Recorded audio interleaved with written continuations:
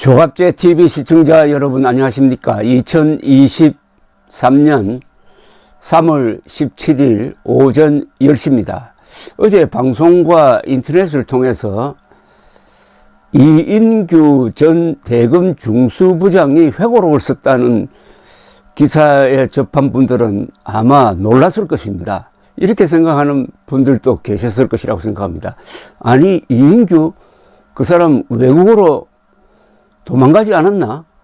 아니, 그 사람 지금 감옥에 있는 것 아니야? 이렇게 생각하는 사람들이 상당수 계셨을 것이라고 생각합니다. 이인규 전 대검 중앙수사부장은 2009년에 노무현 전 대통령을 수사했던 사람입니다.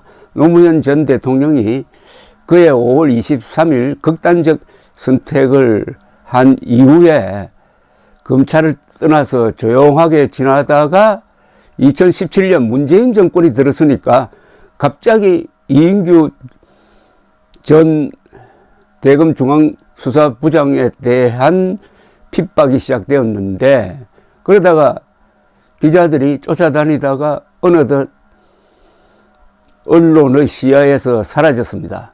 그러다가 굉음을 내면서 어제 복귀했습니다. 532페이지짜리 두꺼운 책을 썼는데 책 제목이 나는 대한민국 검사였다. 누가 노무현을 죽였나? 나는 대한민국 검사였다. 누가 노무현을 죽였나? 라는 책인데, 이 책을 조갑제닷컴, 제가 운영하는 조갑제닷컴에서 출간했습니다. 어제 이 책이 나왔습니다.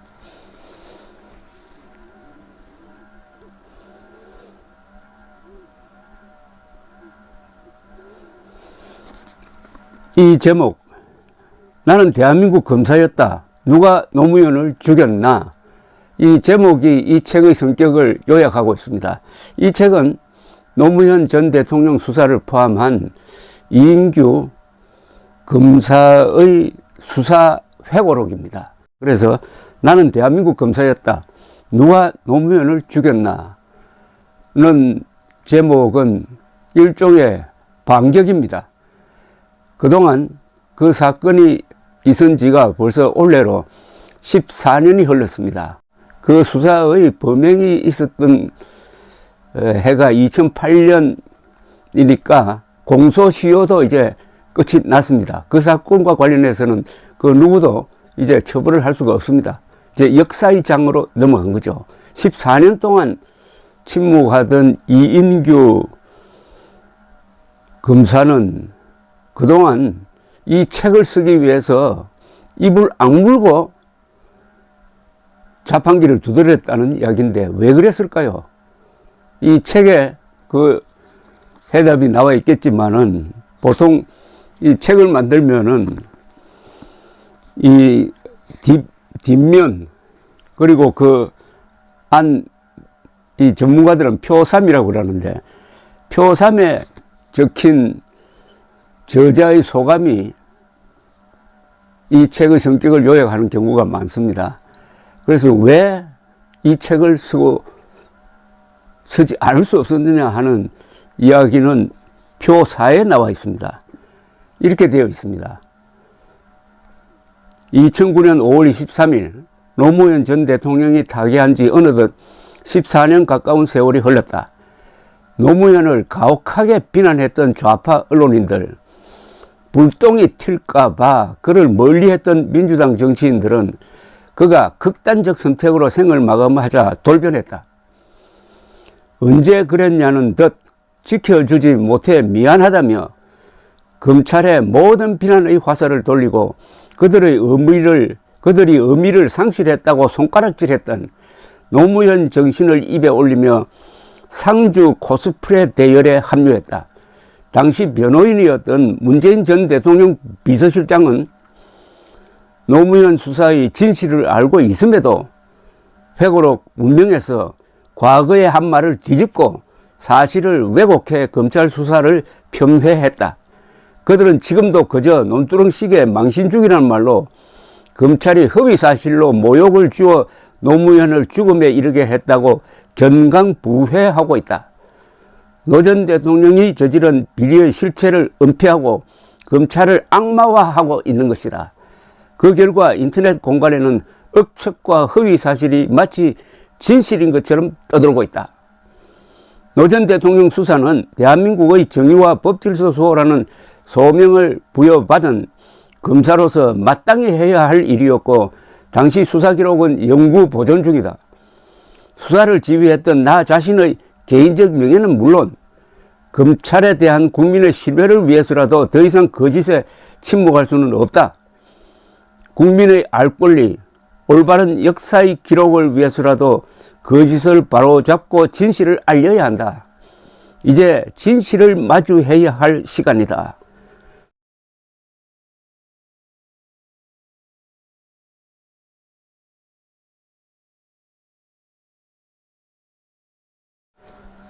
제가 최근에 읽어본 글 중에서 가장 단호한 글입니다. 그리고 가장 힘이 있는 글입니다. 진실과 마주할 시간이다. 노무현 전 대통령은 왜 극단적 선택을 했느냐? 그리고 당시 변호인 문재인 씨는 뭘 했느냐?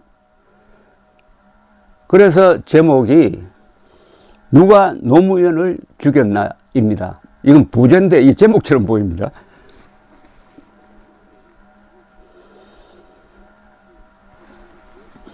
이 문고를 제가 처음 마주하고 읽어봤을 때 떠오르는 이미지가 있었습니다.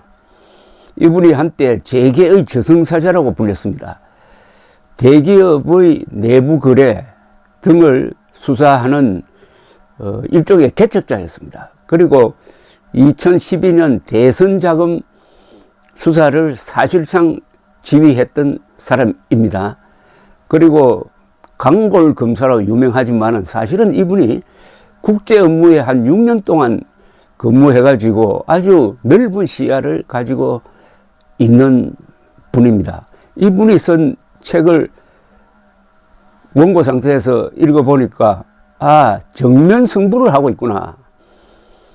14년 동안 칼을 갈고 해가지고 정면 승부로 이 회고록을 썼구나 하는 느낌을 받았습니다.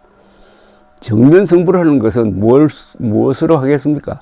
지금 이인규 전 검사는 권력자가 아닙니다. 그런데 여기에는 어마어마한 무기가 있습니다. 한국 현대사의 왜곡을 바로잡을 수 있는 진실이 여기 있습니다. 2009년 5월 23일 노무현 전 대통령의 극단적 선택은 한국 현대사의 흐름을 바꿨습니다. 만약 살아서 법의 심판을 받았더라면 여기 저자가 이야기하는 대로 장기형을 받았을 것입니다.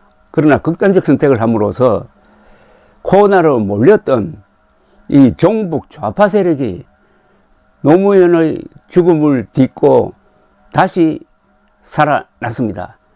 그 앞에 맨 앞에 문재인 씨가 있었습니다. 문재인은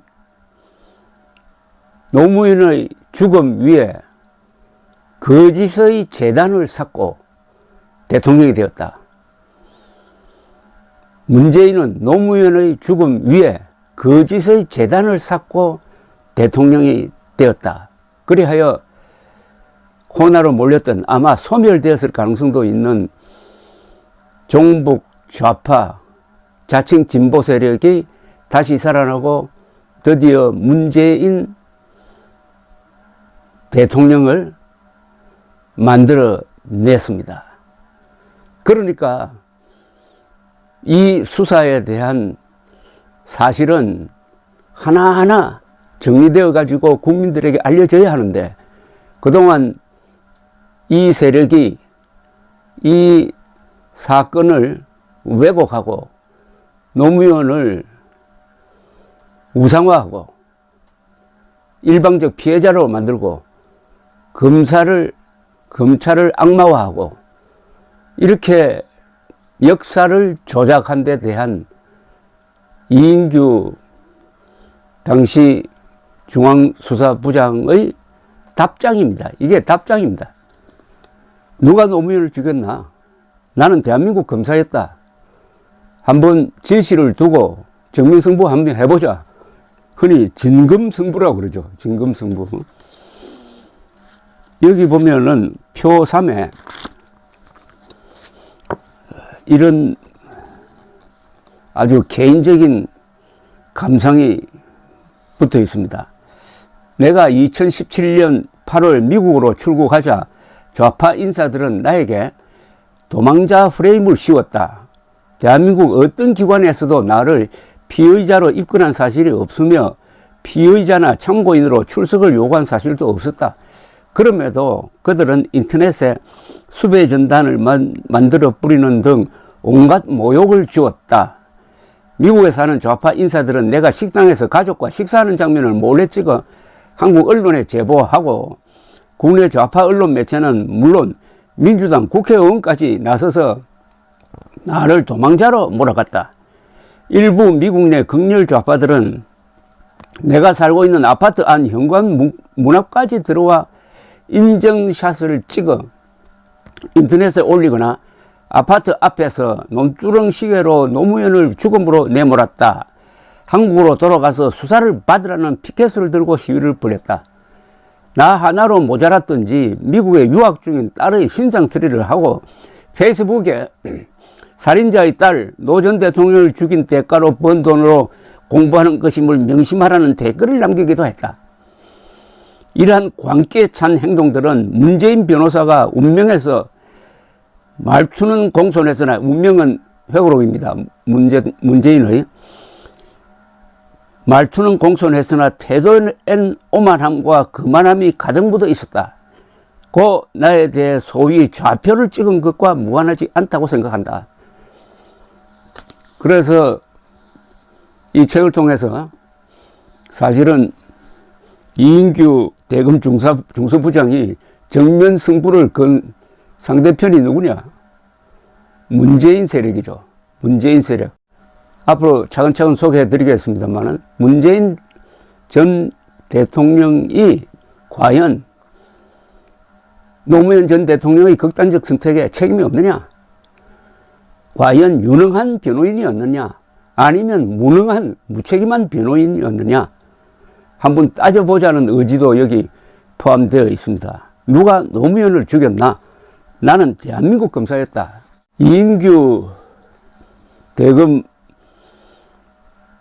중수부장 시절에는 이분이 검찰총장이 될 것이라는 전망이 자연스러웠습니다. 워낙 검찰의 엘리트 코스를 밟아왔습니다. 1958년 1월 22일 경기도 용인에서 출생을 하고 경동고등학교와 서울대학교 법대를 졸업하고 법학과 석사과정을 수료한 다음에 사법시험에 합격해가지고 1985년부터 서울지방검찰청 등에서 검사의 길을 걸었습니다. 1990년 부산의 칠성파 두목 이강환 사건 등을 수사하여 범죄와의 전쟁을 선포한 노태우 대통령으로부터 수사 유공 표창을 받기도 했습니다.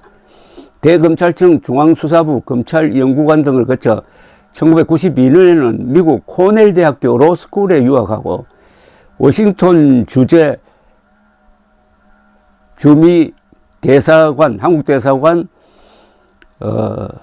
법무협력관으로 근무하면서 1998년 6월 한미 범죄 인도 조약 체결에 기여했습니다.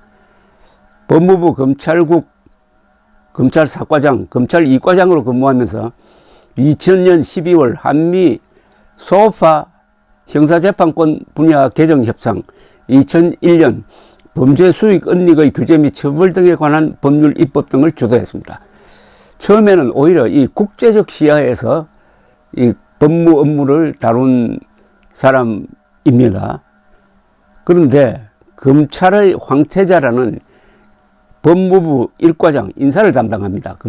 검사 인사를 거쳐서 서울지검 형사구부장과 초대 금융조사부장으로 있으면서 SK그룹 분식회계 사건 등 기업 수사로 재계의 저승사자라는 별명을 얻었고 2003년에는 서울지검 출입기자단이 뽑는 올해의 주임검사에 선정됐습니다.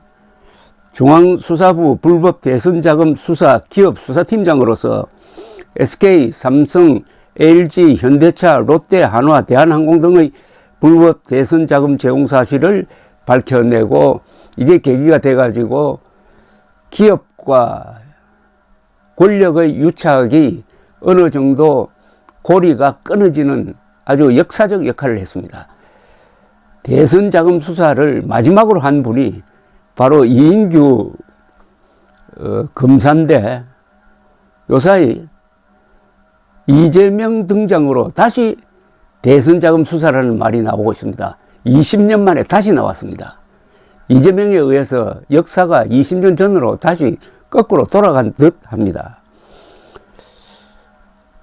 대검 범죄정보기획관, 검찰 미래기획단장을 거쳐 2006년에 서울지검 3차장 검사로서 황우석 가짜줄기 세포사건, 윤상림, 김홍수 법조비리 사건 등을 수사를 했고 2006년 12월에는 노무현 대통령으로부터 홍조 근정훈장을 받았습니다.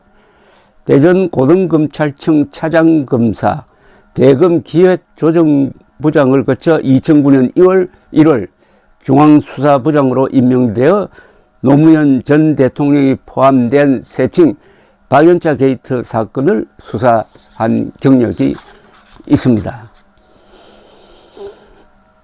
이 책은 532페이지가 되는 아주 무거운 책입니다. 그러나 읽어보면 흥미진진합니다. 한국 현대사의 중요한 길목에서 검찰이, 검사들이 어떤 역할을 했느냐에 대해서 많은 비화가 숨어 있습니다. 누가 노무현을 죽였나? 그 대답은 이 책을 다 읽고 마지막 장을 덮을 때 여러분들의 머릿속에 확실히 각인될 것이라고 생각합니다. 감사합니다.